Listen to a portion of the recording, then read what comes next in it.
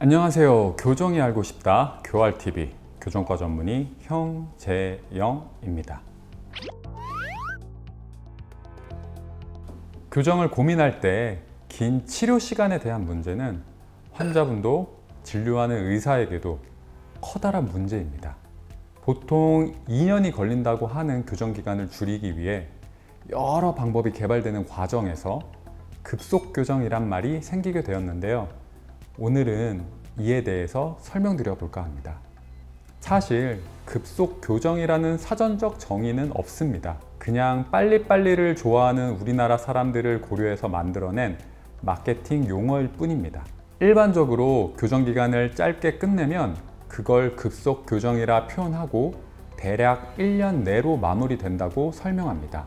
앞니만 개선하는 부분 교정과 보철 치료라 불리는 라미네이트와 같은 치료를 포함하는 교정이 있고 수술적 방법이 들어가는 교정이 있는데 사실 수술이 진정한 의미의 급속 교정이라 보시면 될 것 같습니다. ASO라든지 코르티코토미, 코르티시전과 같은 잇몸뼈를 제거하고 세포의 활성화를 통해서 치아의 빠른 이동을 유도하는 과정입니다. 환자분들 입장에서는 다소 어려우실 수 있기 때문에 치료 선택에 도움이 되고자 간단한 설명을 드려볼까 합니다. 치아 전체에 장치를 붙이는 게 아니고 일부 앞니만 장치를 붙여서 개선하는 방법입니다. 환자분 케이스가 심하지 않다면 부분 교정 자체만으로 마무리가 가능하기도 하고 심하게 틀어진 부분만 빠르게 적당히 이동한 다음에 부족한 부분은 보철 치료라 불리는 라미네이트나 올세라믹과 같은 방법으로 치료하기도 합니다. 치아에 이쁜 헬멧을 씌워준다고 생각하시면 될 것 같은데 헬멧이 들어갈 공간을 확보하기 위해서는 치아를 일부 갈아내야 되는 단점이 있습니다. 총 치료 기간은 상황에 따라 다르지만 대략 6개월 내외로 마무리됩니다. 사실 이와 같은 방법은 급속 교정이라고 부르기는 애매합니다. 치료 기간 자체는 확실히 짧게 끝나긴 하지만 치아 전체를 치료하지는 않기 때문에 급속 교정이라는 표현보다는 부분 교정이나 보철 교정의 분류로 생각해 주시는 게 정확한 표현이라 생각됩니다.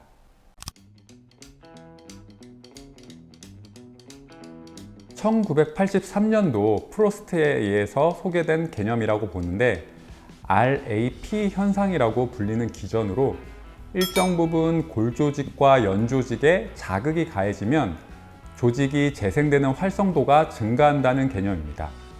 골 밀도가 줄어들게 되고 리모델링이 증가되어서 빠르게 치아가 잇몸 뼈 속에서 움직일 수 있다는 개념으로 간단히 말해서 신체에 손상을 주면 그 부분을 치유하기 위해서 그 부위에 세포들이 활성화되고 이 순간을 치아 이동에 이용하는 것입니다. 자극을 주고 나서 1, 2개월 뒤가 가장 강하고 대략 4개월 정도는 이 현상이 지속된다고 알려져 있습니다. 지금까지 알려져 있는 급속 교정들은 이 RAP 현상을 이용한다고 보시면 됩니다. 구강 내 마취를 하고 잇몸뼈 사이를 절단하거나 구멍을 뚫어서 치유되는 과정에서 치아 이동 속도가 빨라짐을 이용하게 됩니다. 대표적인 예로 코르티코토미와 코르티시전이 있고 이 외에 ASO도 급속 교정의 하나로 분류됩니다. 사실 가장 확실한 급속 교정 방법인데 일반적으로 교정 시 발치하는 치아인 소구치를 발치하면서 발치된 빈 공간을 수술로 닫아버리는 치료법입니다. 보통 발치하고 나서 발치 공간을 닫기 위해서는 1년이 넘는 기간이 소요되는데 ASO는 수술로 그 잇몸뼈 공간을 잘라내어서 한 번에 공간을 없애고 고정해 놓는 수술입니다.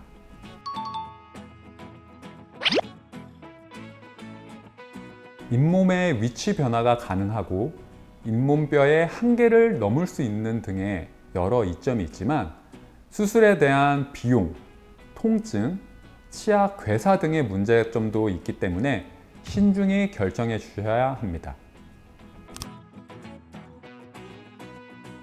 앞서 설명드렸듯이 잇몸뼈에 손상을 입히는 과정입니다.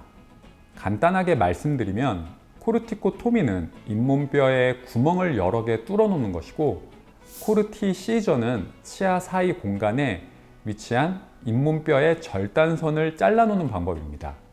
물론 이렇게 설명드리면 통증에 대한 두려움과 함께 잇몸이 약해질 수 있다는 생각으로 환자분의 입장에서 쉽게 치료 동의를 받기는 어렵습니다. 일반 교정에 비해서 빨리 교정이 완료되었다는 수많은 논문 발표가 있지만 현실적으로 우리나라에서는 이 방법을 시행하기가 어렵습니다. 일단 비보험이기 때문에 비용에 대한 문제와 함께 시술 후에 생기는 통증이 만만치가 않습니다. 무엇보다 가장 중요한 건 효과를 눈에 띄게 수치화해서 보여줄 수는 없다는 게 문제입니다. 원래 기본적으로 교정 시에 환자분마다 기간 차이가 발생하는데, 이 시술을 받은 분과 안 받은 분의 절대적 비교가 불가능하게 됩니다. 또한 구멍이나 절단선의 깊이, 위치, 부위에 따라서도 효과가 달라지기 때문에 이 방법을 환자분들께 시행하기가 현실적으로 어렵습니다. 결국 세포 활성화가 목표이기 때문에 이를 활용하는 방법은 일단 환자분이 교정 치료를 위해서 마취를 했을 때 이를 최대한 이용해야 합니다. 환자분마다 상황이 다르긴 하지만 치아 발치를 필요로 하는 상황이라면 치아 발치를 최대한 늦게 진행합니다. 하락니이건 중간 치아인 소구치이건 발치만큼 구강 내 환경에 세포 활성화가 될 만한 상황이 없기 때문에 발치 공간을 적극적으로 닫아야 하는 순간에 발치를 진행하여 이를 최대한 이용하게 됩니다. 교정 시작하자마자 치아가 가지런해지는 과정은 그리 시간이 오래 걸리는 진료는 아닙니다.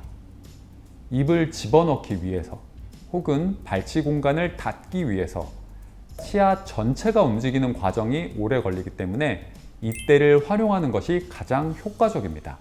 그 다음으로 활용될 수 있는 부분은 MARP를 이용한 악궁 확장을 할 때입니다. 악궁 확장에 관한 이전 유튜브 영상을 참고해 주시면 좋을 것 같습니다. 악궁 확장은 나이가 많다면 실패하는 경우가 있습니다. 그래서 이때 성공 확률과 악궁 확장을 빨리 하기 위해서는 이를 이용할 수 있는데, 악궁 확장은 기본적으로 정중국의 봉합이라 불리는 입천장 가운데 뼈 봉합을 벌려줘야 됩니다. 이를 도와주기 위해서 정중국의 봉합에 해당되는 부위에 구멍을 뚫어 놓는 방법입니다.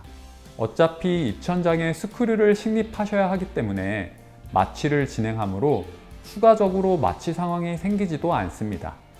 MARP는 이전 영상에도 언급했듯이 통증이 심한 진료입니다.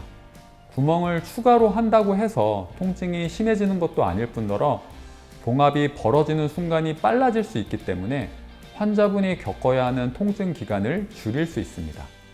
물론 악궁 확장이 당연히 성공되는 어린 나이라면 억지로 할 필요까지는 없다고 생각됩니다.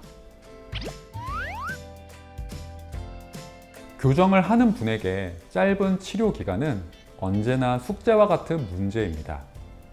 그에 맞춰서 이런저런 치료법들이 개발되고 장치들이 생겨나고 있지만 아직은 환자분들이나 진료하는 의사에게 확 와닿게 진료되는 방식은 없다고 생각됩니다.